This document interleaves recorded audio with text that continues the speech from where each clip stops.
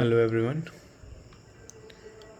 आज हम anatomy mnemonic देखेंगे इम्पोर्टेंट वर्टिब्रा लेवल्स के regarding. Okay, so first we will start with diaphragm openings. पहले हम देखेंगे डायफ्राम की ओपनिंग किस किस वर्टिब्रा लेवल पे प्रेजेंट होती है. हमें पता है 3 मेजर ओपनिंग्स होती हैं इसमें. ठीक है, first one is inferior vena caval opening, second one is oesophageal opening and third one is the abdominal aortic opening. अब इसे याद कैसे कर सकते हैं, उसका फॉर्मूला है बोर्ड क्लासेस को याद रखना है. कौन कौन सी क्लास में हमारे बोर्ड एग्ज़ाम्स होते हैं. अब हम सभी को पता है 8th 10th और 12th क्लास में हमारे बोर्ड एग्ज़ाम्स होते हैं. सो ये फॉर्मूला हम यहाँ पे अप्लाई करेंगे.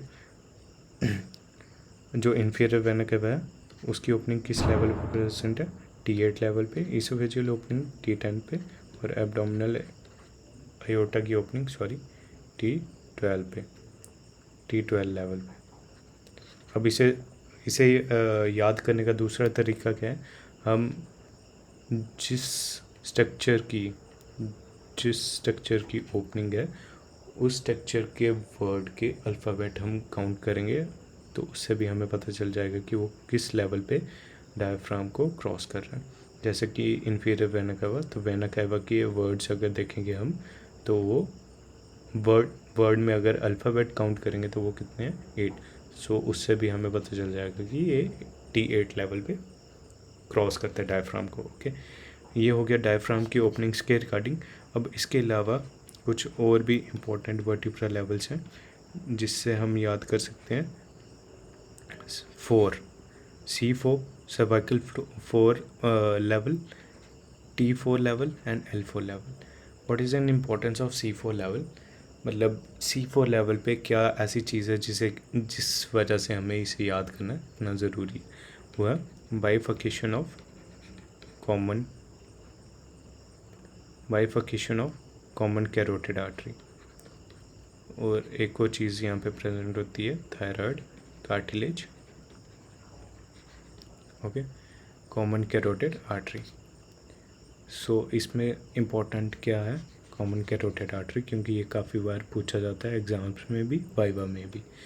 अब T4 लेवल पे आते हैं तो T4 लेवल को थोरेसिक प्लेन भी बोला जाता है. थोरेसिक प्लेन और प्लेन ऑफ लुडविग W. अब इस प्लेन की क्या खासियत है, ये प्लेन मीडियस्टाइनम को 2 पार्ट्स में डिवाइड करता है, सुपीरियर मीडियस्टाइनम एंड इन्फीरियर मीडियस्टाइनम. ओके, अब इस प्लेन लेवल पे क्या क्या चीज़ें होती हैं, बाइफर्केशन ऑफ ट्रैकिया पहली चीज़. दूसरा एजाइगस वेन जो होती है वो ड्रेन करती है किसमें, सुपीरियर वेना केवा. अब इन चीज़ों के अलावा जो हमारी असेंडिंग एओर्टा है वो यहाँ पे आके ख़त्म होती है और वो कंटिन्यू करती है as a arch of aorta. Arch of aorta जब ऊपर से आर्च करके आती है तो वो इसी लेवल पे फिर से डाउनवर्ड कंटिन्यूएशन में कंटिन्यू करती है as a descending aorta. Okay, ये बात मैं यहाँ पे समझाता हूँ. ये हमारा हार्ट है, यहाँ से असेंडिंग एओर्टा निकली, T4 लेवल पे जाके वो कंटिन्यू करती है as a arch of aorta. ठीक है, आर्च ऑफ एओर्टा जब घूम कर आई फिर T4 लेवल पे आके वो एज अ कंटिन्यू करती है डिसेंडिंग एओर्टा. ओके, अब ये कुछ चीज़ें थी T4 लेवल के रिगार्डिंग. अब आते हैं हम L4 लेवल पे.